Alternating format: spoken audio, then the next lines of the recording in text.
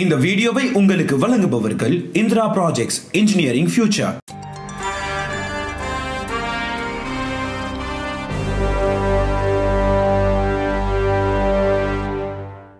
எல்லோருக்கும் வணக்கம். நேரம் ஆயிடுச்சு, அதனால் ரொம்ப நேரம் பேச முடியாது. தேட்டர்களை அடுத்த ஷோ ஆரம்பிக்கணும்.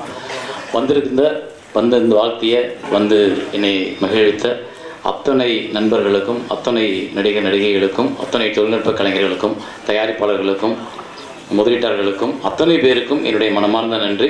இந்த திரைப்படம் வெகுஜன மக்களோட வாழ்க்கையை பிரதிபலிக்கக்கூடிய திரைப்படம், அது மட்டும்தான் சொல்லுவேன். ஏன்னா அந்த திரைப்படத்தின் மூலமாக உளவியல் ரீதியாக அதாவது ஒரு ஜீனியஸ் அப்படின்றது என்னென்னா, அந்த ட்ரெய்லரை பார்த்துட்டு இதுதான் சொல்லிட்டார் பாரதிராஜா சார். அவர் சொன்னதுதான் பிரச்சனை. பொருளாதாரம் தான் வாழ்க்கையை தீர்மானிக்குது. பொருளாதார பிரச்சனைகள் தான் எல்லா உறவுகளோட சிக்கல்களும் உருவாகுது. அதை தவிர்க்கிறது எப்படின்றதான் அந்த திரைப்படம். அது ரொம்ப ஆச்சரியம் சார். பிரச்சனை நீங்கள் ஒரு ட்ரெய்லருக்குள்ளே இவ்வளோ உருவான சோத்துக்கு ஒரு சோறு அப்படி பதுக்கி பார்த்து தாய் சொல்லுவா சோறு வந்துருச்சுன்னு, அது மாதிரி அவர் இந்த ஒரு ஃப்ரேமை பார்த்துட்டு இதாண்டா கதைன்னு சொல்லிட்டார். Super sir.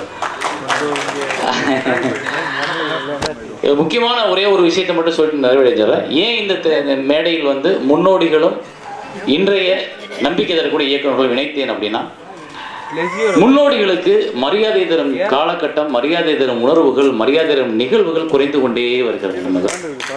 நம்ம ஊர்ல வீட்டில் கூட பெரியவங்களோட பேச்சை மதிக்கிறதுன்ற காலகட்டம் ரொம்ப அப்படி ஒவ்வொரு வீட்டுக்கு நிகழ்ந்து தள்ளி தள்ளி போயிட்டே இருக்கு. ஸோ முன்னோர்களை யார் மதிக்கிறோமோ அந்த குடும்பம் நல்லா இருக்கும்.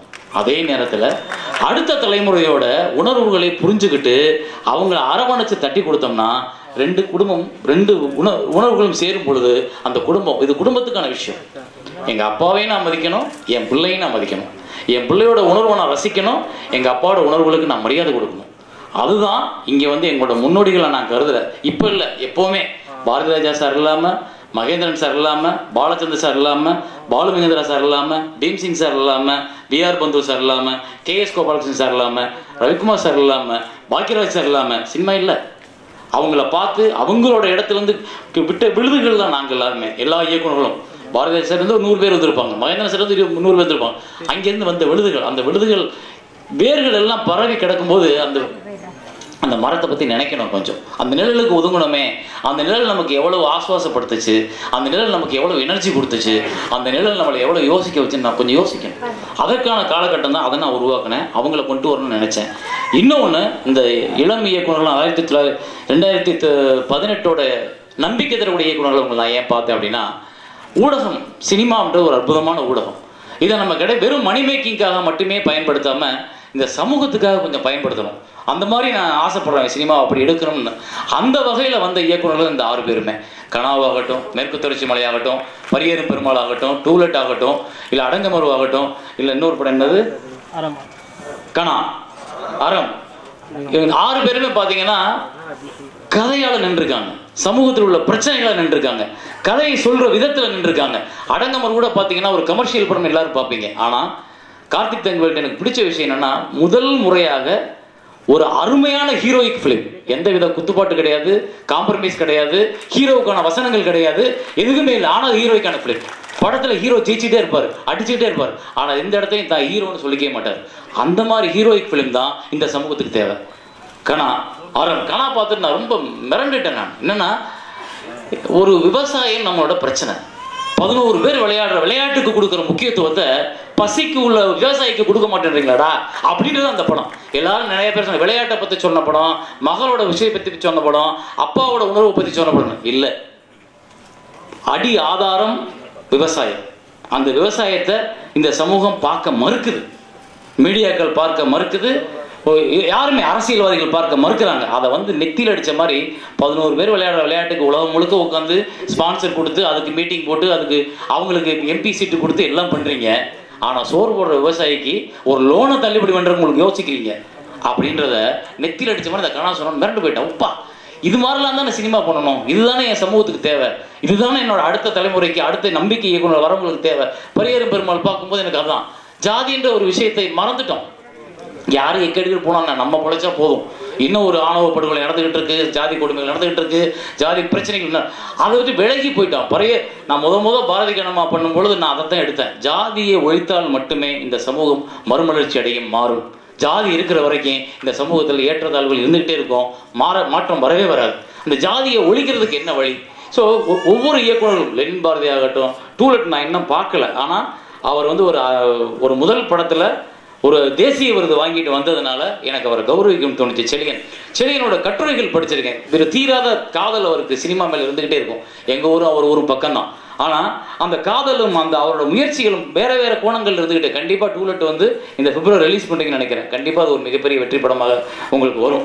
ஸோ அறம் அதே மாதிரி, அரமில் வந்து பார்த்தீங்கன்னா அவர் வந்து ராக்கெட் விடுறீங்க, ராக்கெட்டுக்கு விடுற செலவு அது வேறு. ஆனால் ஒரு குளிக்கல விழுந்த பொண்ணை காப்பாற்றுறதுக்கு நம்ம ஊரில் வசதி கிடையாது, குழந்தையை காப்பாற்றுறதுக்கு. அந்த இடத்துல தான் நம்ம இருக்கோம். இங்கே ஏழைகளோட பிரச்சனையை பற்றி யாரும் கவலைப்படுறதே கிடையாது. பணக்காரர்களோட பிரச்சனையை பற்றி மட்டுமே தான் நம்ம பேசிகிட்டு இருக்கோம். அதுதான் அறம். ஸோ இந்த மாதிரியான இந்த முன்னோடி இயக்குநர்களையும் அடுத்த தலைமைகளையும் இணைக்கும் பொழுது, இவங்களை கௌரவிக்கும் பொழுது, இல்லை இவங்களை கூப்பிட்டு உட்கார வச்சு மேடையில் பார்க்கும்போது ஒரு லாட் ஆஃப் இன்ஸ்பிரேஷன் அங்கே இருக்கிற அத்தனை அசிஸ்டன்டருக்கு உருவாகும். இவங்கள மாதிரியே ஒரு படம் பண்ணணும், இவங்கள மாதிரியே சமூகத்துக்கான தேவைகளுக்கான படம் பண்ணணும். அதுக்கு தான் இந்த இணைப்பு. அதனால் நீங்கள் எல்லாரும் வந்தது ரொம்ப சந்தோஷம். என்னோட இயக்குநர்லேருந்து, என்னோட மூத்த இயக்குனர் பாரதி சார்லேருந்து, மகேந்திரன் சார்கிட்ட வந்து நான் வந்து அவர் ஒரு வேறு மாதிரி ஒரு ஆள். நான் வந்து வெயிலில் இருந்தேன்னா எனக்கு மேலே போகிற மேகம், ரொம்ப குளிராக இருந்தேன்னா நான் போத்திக்கிற போர்வை. அவரோட திரைப்படங்களை பார்த்தேன்னா நான் வந்து அப்படியே எனக்கு இன்னும் அந்த அஸ்வினி வந்து அப்படி வெளியே வந்தோன்னு அந்த மேகம் கடந்து போகிற ஷாட் இன்னும் என் மனசில் விட்டு போகவே மாட்டேங்குது. எத்தனை சினிமா எடுத்தாலும் அந்த உள்ளுக்குள்ள ஒரு பெயினோடு இருக்கக்கூடிய ஒரு பெண்ணுக்கு அந்த மேகம் தர ஆறுதல் இருக்குல்ல, கடந்து போகும்போது அந்த குளுமையான அந்த கிரே டோனில் இருக்கக்கூடிய அந்த மேகம் சூழ்ந்து வர்ற அந்த கார்கள் மேகத்தோடு உள்ள மாலை பொழுது ஒரு பெண்ணுக்கு எவ்வளோ பெரிய விடியலை காமிக்கின்றது அந்த ஒரு ஷாட்டு தான் சார். அதே மாதிரி நான் இன்னைக்கு பேசும்போது சொல்லிட்டு இருந்தேன், முள்ளு முளரும் அந்த வின்ஸ்ன்ற ஒரு கதை, அந்த வின்ஸ் ஆப்ரேட்டர்ன்ற ஒரு கதாபாத்திரம் இன்னைக்கு வரைக்கும் தமிழ் சினிமா மறுபடியும் பயன்படுத்தலையே. முதல் முறையா ரஜினி, நான் தான் சொல்றேன், ரஜினி சாரோட எனக்கு பிடிச்சதுக்கு காரணமே இவரோட படங்கள்ல இருந்தான். ரஜினி சாரோட ஸ்டைல் எனக்கு பிடிக்காது, ஆனால் அவரோட நடிப்பு ரொம்ப பிடிக்கும். ஒரு மிகச்சிறந்த நடிகர். அது இவரோட படங்கள்ல மட்டும்தான் ஒரு நடிகராக வெளியே வந்திருப்பார். ஸோ அந்த மாதிரி ஒவ்வொரு விஷயமும் ஒவ்வொரு இயக்குநர்களுக்கு பின்னாடி இவ்வளவு இருக்கு. ஸோ அடுத்த சமூகம், அடுத்த தலைமுறை இதெல்லாம் பார்க்கணும். இது மூலமாக நிறைய இன்னும் இப்போ இந்த என்னோட படத்தில் பணியாற்றிய, என்னோட படத்தில் பங்கேற்ற, என்னோட படத்தில் நடித்த நடிகர்கள் அத்தனை பேரும் வந்திருக்கீங்க. உங்கள் அத்தனை பேரோட ஒத்துழைப்பில் தான் இந்த திரைப்படம் உருவாகி இருக்கு. இதை வந்து தம்பிராமையா சார் ஆகட்டும், எம்எஸ் பாஸ்கர் ஆகட்டும், சோனியா மேடம் ஆகட்டும், எல்லாரும் மிகப்பெரிய போட்டி போட்டு நடிச்சிருக்காங்க. ரொம்ப பிரமாதமாக வந்திருக்கு எங்களோட திரைப்படம்ன்றது நாங்களே சொல்லக்கூடாது, நீங்கள் பார்த்துட்டு சொல்லுங்கள். இந்த திரைப்படத்தில் ஒத்துழைத்த அத்தனை பேருக்கும் என்னுடைய மனமார்ந்த நன்றி. இந்த திரைப்படத்தை தயாரித்த என்னுடைய நண்பர் பிரேம்நாத் சார் அவர்களுக்கும், வெள்ளை சேது சார் அவர்களுக்கும் என்னுடைய மனமார்ந்த நன்றி. என்னன்னா, நீங்கள் இல்லைன்னா இந்த திரைப்படம் கிடையாது. இத்தனை பேருக்கான வாழ்க்கை. ஒரு திரைப்படம் வெற்றி அடையும் போது ஒரு 100 குடும்பம் வாழுது. ஒரு திரைப்படம் வெற்றி அடையும் போது அதுக்கு அடுத்து ஒரு 2-3 படம் பண்ணும்போது இன்னொரு 200 குடும்பம் வாழுது. ஸோ ஒரு ப்ரொடியூசர் நல்லா இருந்தால் இந்த இண்டஸ்ட்ரி நல்லா இருக்கும், தயாரிப்பாளர்கள் நல்லா இருக்கணும், அதனால தயாரிப்பாளர்களுக்கு நல்ல திரைப்படங்கள் எடுக்கிற வாய்ப்பை நாங்கள் உருவாக்கி கொடுக்குறோம். நீங்கள் நல்ல திரைப்படங்கள் எடுங்க. ஸோ ரொம்ப சந்தோஷம் இங்கே வந்து வாழ்த்தி அத்தனை பேருக்கும். குறிப்பாக வந்து வைரமுத்து சார் வந்து தான் பாடல் எழுதாத எந்த ஃபங்க்ஷனுக்கு நான் பார்த்ததில்லை. இது வரைக்கும் வந்து அவர் பாடல் எழுதின ஃபங்க்ஷனுக்கு மட்டும்தான் போவார், மேக்ஸிமம் அது கூட பார்த்ததில்லை. ஆனால் முதல் முறையாக ஒரு பாடல் எழுதாத ஒரு திரைப்படத்துக்கு இந்த விழாவுக்கு வந்தது வந்து அவரோட பெருந்தன்மை. பிகாஸ் அவர் நான் வைரமுத்து சார் இருக்குன்னு நினச்சேன். ஏன்னா கடந்த 25 வருஷத்தில் அந்த இடைவெளியை நிரப்பித்து வேறு ஆளே இல்லை. அவர் தான் கோல வச்சுக்கிட்டு இருந்தார் தனி ஆளாக.